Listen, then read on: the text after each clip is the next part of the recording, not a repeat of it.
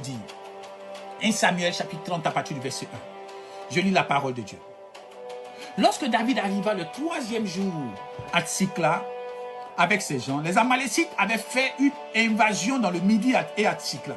Ils avaient détruit et brûlé Tsikla.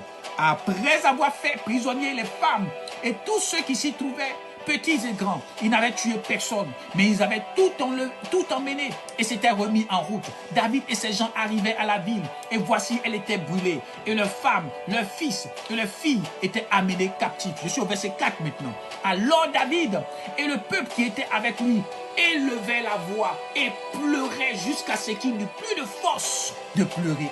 Imaginez le roi David, celui qui a fait tomber Goliath, pleurer jusqu'à ce qu'il n'ait plus de force pour pleurer. Ce ne sont pas des pleurs, amen, des pleurs soft, non. C'est des pleurs, ils pleuraient à chaudes larmes, jusqu'à ils n'avaient plus de voix, ils n'avaient plus de force, ils étaient fatigués de pleurer.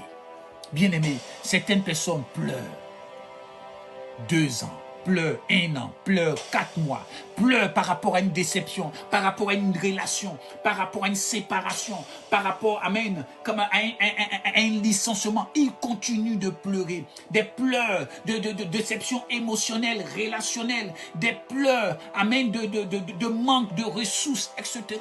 Ils ont pleuré et ils continuent de pleurer. Certaines personnes n'arrêtent pas de pleurer. Leurs déceptions passées sont encore leur vie. Ils ne se sont pas encore déchargés. Moralement, le fardeau de leur déception les hante encore aujourd'hui. La Bible dit David a pleuré.